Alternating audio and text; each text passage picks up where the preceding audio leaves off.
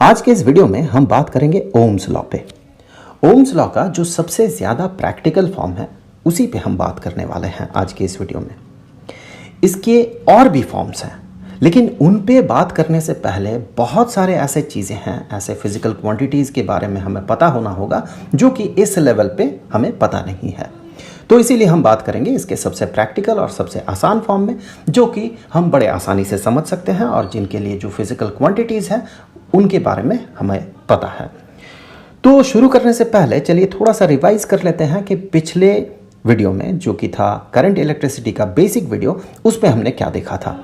वहाँ पर हमने ये देखा था कि अगर कोई कंडक्टर है, कंडक्टर मतलब कि मान ले मेटेलिक कोई बॉडी जिसमें कि बहुत सारे फ्री इलेक्ट्रॉन्स हैं जिसके कारण उससे करंट फ्लो कर सके। तो एक मेटेलिक बॉडी है, कंडक्टर है, इसे अगर हम बैटरी के साथ जोड़ देते हैं, एक्सटर्नल पावर सोर्स के साथ अगर जोड़ देते हैं, तो फिर होता यह है कि इसके अंदर चूंकि बहुत सारे फ्री इलेक्ट्रॉन्स हैं तो वो मूव करने लगते हैं। कैसे मूव करते हैं? जैसे ही हम बैटरी के साथ इसे जोड़ देते हैं तो इसका ये एंड पॉजिटिव पोटेंशियल में आ जाता है, ये एंड नेगेटिव पोटेंशियल में आ जाता है। ऐसा क्यों? क्योंकि ये बैटरी का पॉजिटिव टर्मिनल है, ये नेगेटिव टर्मिनल है। तो एक पोटेंशियल डिफरेंस हमें यहाँ पर इस कंडक्टर में दिखता है, इसके दो एंड्स में। इसके कारण यहाँ क्रिएट होता है इलेक्ट्रिक फील्ड जो कि पॉजिटिव पोटेंशियल से नेगेटिव पोटेंशियल की तरफ होगा। ऑब्वियस ही बात है, ये हमें पता है। और इस इलेक्ट्रिक फील्ड के कारण जो यहाँ पर फ्री इलेक्ट्रॉन्स हैं, उन फ्री इलेक्ट्रॉन्स पे लगता है फोर्स। हमें पता है चार्ज पार्टिकल इलेक्ट्रिक फील्ड में जो है फोर्स एक्सपीरियंस करता है, इलेक्ट्रोस्टैटिक फोर्स। चूंकि ये फ्री इलेक्ट्रॉन्स, ये इलेक्ट्रॉन्स है, ये निगेटिवली चार्ज्ड बॉडी है, तो इस पे जो फोर्स लगेगा ये इलेक्ट्रिक फील्ड के अपोजिट डायरेक्शन में लगेगा। अगर ये पॉजिटिवली चार्ज्ड बॉडी होते तो फिर इसे इलेक्ट्रिक फील्ड के डायरेक्शन में फोर्स लगता इस पे। अब इस केस में चूंकि ये नेगेटिवली चार्ज्ड बॉडी है, इलेक्ट्रिक फील्ड इन जगहों पे देखिए इस डायरेक्शन में होंगे, लेकिन फोर्स जो लगेगा इसके अपोजिट डायरेक्शन में लगेगा। तो फोर्स यहाँ पर इस डायरेक्शन में लगने लगे सारे इलेक्ट्रॉन्स पे। तो जब फोर्स इस पे लगेगा तो चूंकि ये फ्री इलेक्ट्रॉन्स है, हमने लास्ट वीडियो में देखा था फ्री इलेक्ट्रॉन्स ये अपने न्यूक्लियस के साथ बाउंड नहीं होता है, तो ये मूव करने लगेंगे। जब ये मूव करेंगे तो जैसे कि हमें पता है करंट है क्या, इलेक्ट्रिक करंट, ये चार्ज्ड पार्टिकल का मूवमेंट है। जहां भी चार्ज्ड पार्टिकल मूव कर रहा है वहीं हम कहते हैं वहां करंट है। तो यहां पर इस पोटेंशियल डिफरेंस के कारण क्रिएट हो जाएगा एक करंट। अब देखिए करंट जो है, कन्वेंशनल करंट, इसे माना जाता है पॉजिटिव चार्ज के मूवमेंट को। तो अब ये तो नेगेटिवली चार्ज बॉडीज मूव कर रहे हैं इस डायरेक्शन में। पिछले वीडियो में हमने देखा था कि इस तरह के करंट को, इस डायरेक्शन में जो चार्ज फ्लो कर रहा है नेगेटिव चार्ज, उसे हम इलेक्ट्रॉनिक करंट कहते हैं क्योंकि ये इलेक्ट्रॉन के मूवमेंट के कारण हो रहा है। उसी के अपोजिट डायरेक्शन में कन्वेंशनल करंट को माना जाता है। तो करंट अब इस पे फ्लो करने लगा। क्यों फ्लो किया? कारण क्या है? क्योंकि हमने इसमें पोटेंशियल डिफरेंस प्रोवाइड कर दिया। तो V जो पोटेंशियल डिफरेंस है उसके कारण I करंट फ्लो करने लगा। तो V और I के बीच का जो रिलेशन है वही है ओम्स लॉ। तो अब देखिए यहां पर इसे समझने के लिए, V और I के रिलेशन को समझने के लिए हम क्या करते हैं, सेम कंडक्टर को एक दूसरे ही सोर्स के साथ जोड़ देते हैं, मतलब दूसरे बैटरी के साथ जोड़ देते हैं जिसका कि वोल्टेज ज़्यादा हो। तो यहाँ पर हमने अब क्या किया, डबल वोल्टेज का बैटरी के साथ हमने इसे जोड़ दिया। अब क्या होगा देखिए, यहाँ पर जो पॉजिटिव पोटेंशियल और नेगेटिव पोटेंशियल बनेगा, हेंस जो पोटेंशियल डिफरेंस बनेगा ऑब्वियसली ये पिछले केस से ज़्यादा होगा। पिछले केस में हमने छोटा बैटरी लगाया था, अब हम बड़ा बैटरी लगा रहे हैं, तो अब पोटेंशियल डिफरेंस जो है ये बढ़ गया। पोटेंशियल डिफरेंस बढ़ते साथ होगा ये कि यहाँ जो इलेक्ट्रिक फील्ड होगा पिछले केस से ज़्यादा होगा, इसका मैग्नीट्यूड, ये ज़्यादा स्ट्रांग होगा। तो जैसे ये ज़्यादा स्ट्रांग इलेक्ट्रिक फील्ड बना, जो फ्री इलेक्ट्रॉन्स हैं, इन फ्री इलेक्ट्रॉन्स पे जो फोर्स लगेंगे, अब ये ज़्यादा फोर्स लगेगा इस पे। सो ज़्यादा फोर्स लगेगा मतलब ज़्यादा तेज़ी से मूव करने लगेंगे ये फ्री इलेक्ट्रॉन्स। अब आप देखिए क्या होगा, करंट क्या सेम रहेगा या बदल जाएगा?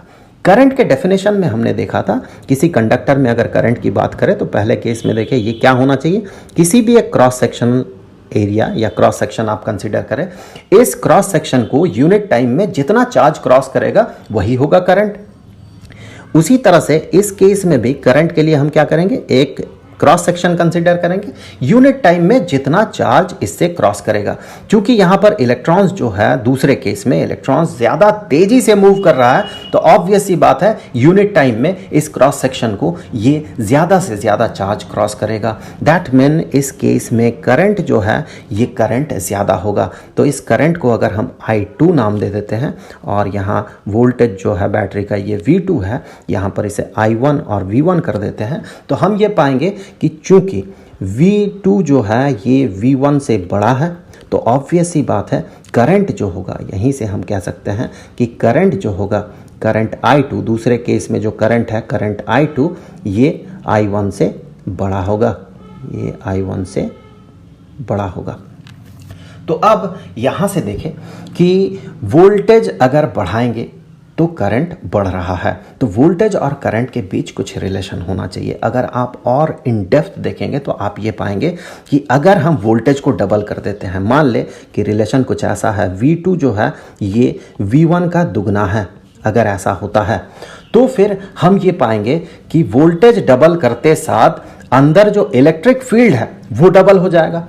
इलेक्ट्रिक फील्ड डबल हो जाएगा तो जो फ्री इलेक्ट्रॉन्स है वो डबल, जो मूवमेंट है उसका वो डबल हो जाएगा। दैट मीन उसका जो स्पीड है वो डबल हो जाएगा। यहाँ पर आपको लग सकता है कि एक्सीलरेशन जो है वो डबल होगा, लेकिन और भी बहुत सारे मुद्दे हैं, जैसे कि ड्रिफ्ट वेलोसिटी की क्लास में जो हम पढ़ने वाले हैं, तो वहाँ पर जाके ये पता चलेगा कि ये एक्सीलरेटेड नहीं होता है इलेक्ट्रॉन्स, बल्कि ये बार बार एक्सीलरेटेड होता है, रुकता है, एक्सीलरेटेड होता है, रुकता है, इसीलिए उसका एक एवरेज वेलोसिटी हमें दिखता है। तो यहाँ पर क्या होगा कि जैसे ही पोटेंशियल डिफरेंस डबल हो गया वैसे ही इलेक्ट्रिक फील्ड डबल हो जाएगा। इलेक्ट्रिक फील्ड डबल होने के कारण जो वेलोसिटी है, जिसे कि हम ड्रिफ्ट वेलोसिटी कहते हैं, वो ड्रिफ्ट वेलोसिटी डबल हो जाएगा। और वेलोसिटी डबल होने का मतलब है कि करंट जो है वो डबल हो जाएगा। तो इस केस में आप पाएंगे I2 जो है ये बराबर हो जाएगा ट्वाइस ऑफ I1 के। तो आप ये कह सकते हैं कि चूंकि वोल्टेज डबल करने से करंट डबल हो रहा, सिमिलरली वोल्टेज को ट्रिपल कर दे तो करंट ट्रिपल हो जाएगा। तो फिर आप कह सकते हैं कि वोल्टेज और करंट जो है ये एक दूसरे के साथ प्रोपोर्शनल होंगे। वोल्टेज को डबल कर दे करंट डबल हो जाएगा, वोल्टेज को ट्रिपल कर दे करंट ट्रिपल हो जाएगा। लेकिन इसका भी एक लिमिटेशन है। अगर वोल्टेज को आप 100 गुना या 1000 गुना कर देते हैं तो आप ये एक्सपेक्ट नहीं कर सकते हैं कि करंट भी एग्जैक्टली 100 गुना या 1000 गुना बढ़ेगा या बन जाएगा। ये इसका लिमिटेशन है। लेकिन एक शॉर्ट रेंज के वोल्टेज के लिए आप इस रिलेशन को वैलिड पाएंगे। और भी बहुत सारे लिमिटेशंस हैं, उन लिमिटेशंस पे हम आगे बात करेंगे। पहले ही वीडियो पे बहुत ज़्यादा बात कर लेना सही नहीं है, तो उन सारे टॉपिक्स को हम आगे कवर करेंगे। लेकिन एक शॉर्ट रेंज के लिए, जैसे कि हमने बात की, एक छोटा सा रेंज के लिए आप इस रिलेशन को वैलिड पाएंगे कंडक्टर्स के केस में। अब अगर इस प्रोपोर्शनलिटी साइन को हम इक्वालिटी साइन से सब्सटीट्यूट करेंगे तो हमें क्या मिलेगा? हम कहेंगे कि V इज इक्वल टू, अब हमें एक कांस्टेंट ऑफ प्रोपोर्शनलिटी इंट्रोड्यूस करना होगा, उसे हम R से डिनोट करते हैं, तो ये बन जाएगा V is equal to RI। तो ये है ओम्स लॉ, उसका एक फॉर्म, मोर प्रैक्टिकल फॉर्म। यहां पर इस R को हम कहते हैं रेजिस्टेंस। रेजिस्टेंस किसका? रेजिस्टेंस जिस बॉडी से करंट फ्लो कर रहा है उसका, रेजिस्टेंस ऑफ द बॉडी। यहां पर देखिए V पोटेंशियल डिफरेंस जिस बॉडी को प्रोवाइड किया गया और I करंट जिस बॉडी के थ्रू पास कर रहा है, वही बॉडी उसी का रेजिस्टेंस। अब इसका देखें नाम जो है ये रेजिस्टेंस क्यों पड़ा? यहां से आप इस फॉर्मूला से आप ये कंपेयर करके ये समझ सकते हैं कि अगर वोल्टेज को हम कांस्टेंट रखते हैं तो फिर करंट बढ़ने से रेजिस्टेंस घटेगा, या फिर आप कह सकते हैं कि रेजिस्टेंस बढ़ने से करंट घटेगा। रेजिस्टेंस को इंक्रीज कर दे तो करंट घटेगा, क्योंकि V को हमने कांस्टेंट रखा है। चलिए प्रैक्टिकली एक डेमोन्स्ट्रेशन से समझ लेते हैं। दो बॉडीज़ हैं, दो अलग अलग बॉडीज़ हैं, दो अलग अलग मटेरियल से बना हुआ हो सकता है, उनका लेंथ अलग हो सकता है, क्रॉस सेक्शनल एरिया अलग हो। दोनों को हमने सेम बैटरी के साथ जोड़ दिया, सेम वोल्टेज के बैटरी के साथ जोड़ दिया। ये एक बॉडी, ये दूसरा बॉडी। तो चूंकि इनका लेंथ, क्रॉस सेक्शनल एरिया और साथ ही साथ इसका जो मटेरियल है वो चूंकि अलग अलग है, तो इस केस में हम ये पाएंगे कि दोनों का रेजिस्टेंस अलग अलग होगा। तो ये रेजिस्टेंस अगर R1 है और ये रेजिस्टेंस अगर R2 है, हम क्या कर रहे हैं? हम देख रहे हैं इसका नाम रेजिस्टेंस क्यों है। तो यहां पर दोनों को सेम वोल्टेज के बैटरी के साथ जोड़ा गया है, V और V। तो पहले केस में करंट, ऑब्वियस सी बात है करंट सेम फ्लो नहीं करेगा दोनों केस में, क्योंकि मटेरियल अलग अलग है, भले ही वोल्टेज सेम हो। तो रेजिस्टेंस अलग अलग होने के कारण करंट सेम फ्लो नहीं करेगा। तो हम मान लेते हैं करंट यहाँ I1 है और इस दूसरे केस में जो करंट है ये I2 है। तो आप यहाँ से कह सकते हैं ओम्स लॉ लगा के पहले फिगर के हिसाब से V is equal to R1 I1 और दूसरे केस में V is equal to R2 I2। Voltage देखें सेम है। अब देखिए जिसका रेजिस्टेंस ज़्यादा है, चलिए एग्जाम्पल के तौर पे मान लेते हैं R2 जो है ये R1 से बड़ा है। एग्जाम्पल के तौर पे हमने मान लिया R2 is greater than R1। तो आप देखिए R2 R1 से बड़ा है और दोनों ही वोल्टेज जो है वो सेम है। दोनों वोल्टेज सेम होने का मतलब ये है कि इस प्रोडक्ट को R1 I1 को R2 I2 के बराबर होना होगा।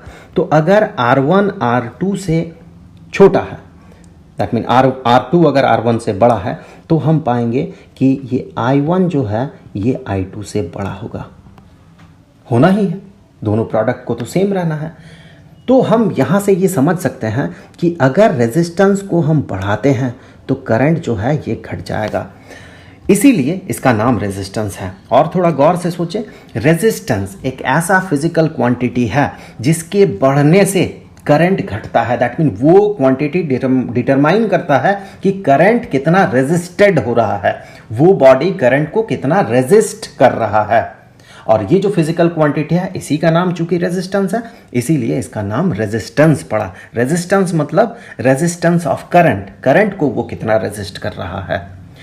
तो ऐसे हमने देखा कि ओम्स लॉ का ये जो है ये एक प्रैक्टिकल फॉर्म है। इसके और भी फॉर्म्स हैं। वो जो दूसरा वाला फॉर्म है वो फॉर्म कुछ ऐसा होता है कि करंट डेंसिटी जो है ये बराबर होता है कंडक्टिविटी इनटू इलेक्ट्रिक फील्ड। वैसे देखिए करंट डेंसिटी और कंडक्टिविटी ये आपको पता नहीं होगा, इसीलिए इस वीडियो में हम इस पे बात नहीं करेंगे। ये हम आगे के वीडियोस में जाके डिस्कस करेंगे। जब हमें पता चल जाएगा कि करंट डेंसिटी क्या है, जब हम ये समझ जाएंगे कि कंडक्टिविटी क्या है, तब जाके हम इस पे बात करेंगे। वैसे देखा जाए तो ये एग्जैक्ट फॉर्म नहीं है ओम्स लॉ का। इसका जो एग्जैक्ट फॉर्म है ये कुछ ऐसा बनता है कि करंट डेंसिटी जो है ये बराबर होता है conductivity into electric field plus जो भी चार्ज पार्टिकल है जो मूव कर रहा है उसका वेलोसिटी, उसके साथ क्रॉस प्रोडक्ट होगा मैग्नेटिक फील्ड का। तो ये उसका ज़्यादा या फिर कहें ये एग्जैक्ट फॉर्म होता है ओम्स लॉ का। तो इन सारे चीज़ों पे हम आगे बात करेंगे। ये इक्वालिटी साइन मुझे नहीं लगाना चाहिए था, तो इन सारे चीज़ों पे हम आगे के वीडियोस में बात करेंगे। फिलहाल तो हम कंसंट्रेट करेंगे इसके मोर प्रैक्टिकल फॉर्म जो कि है ये उस पे। अब यहाँ से आगे छोटा सा कुछ न्यूमेरिकल प्रॉब्लम सॉल्व कर लेते हैं प्रैक्टिस के लिए।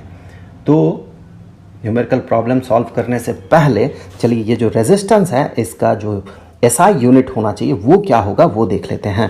तो यहाँ से ओम्स लॉ से हम ये कह सकते हैं कि R, चूंकि V is equal to I R है या आर आई है, तो R is equal to V divided by I। That mean voltage जितना प्रोवाइड किया गया डिवाइडेड बाय जितना करंट पास कर रहा है उस बॉडी से। तो अगर SI यूनिट की बात करें, सो इन SI इसका जो यूनिट होगा वो होना चाहिए वोल्टेज का डिफरेंस या पोटेंशियल डिफरेंस का यूनिट।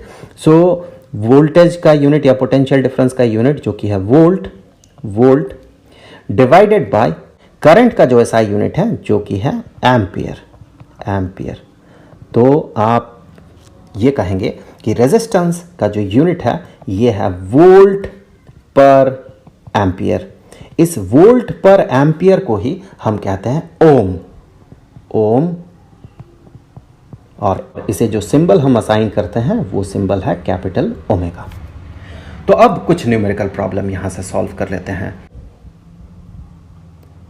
तो मान लें कि एक कंडक्टर है जिसे कि हमने जोड़ दिया एक बैटरी के साथ हमने इसे जोड़ दिया। कैसा बैटरी है, इसका जो वोल्टेज है ये है 3 वोल्ट का, और हमने देखा कि करंट जो पास कर रहा है ये करंट जो है ये बराबर है 2 एम्पियर का। अब इस बॉडी का जो रेजिस्टेंस है ये रेजिस्टेंस हमें पता करना होगा। सो इस बॉडी का रेजिस्टेंस ये हम करेंगे पता। ओम्स लॉ से यहाँ हम कह सकते हैं चूँकि V is equal to I R, so यहाँ से आगे चूँकि हमें R का वैल्यू पता करना है, रेजिस्टेंस पता करना है, तो हम यहाँ से आगे ये कहेंगे कि रेजिस्टेंस जो है, रेजिस्टेंस ये बराबर हो जाएगा V डिवाइडेड बाई आई के।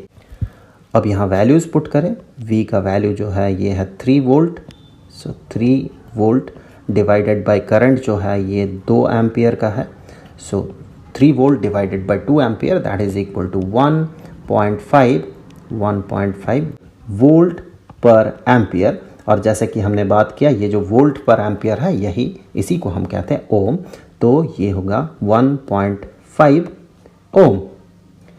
उसी तरह से एक और प्रैक्टिस के लिए बना लेते हैं न्यूमेरिकल प्रॉब्लम, बड़ा ही बेसिक चीज़ है ये।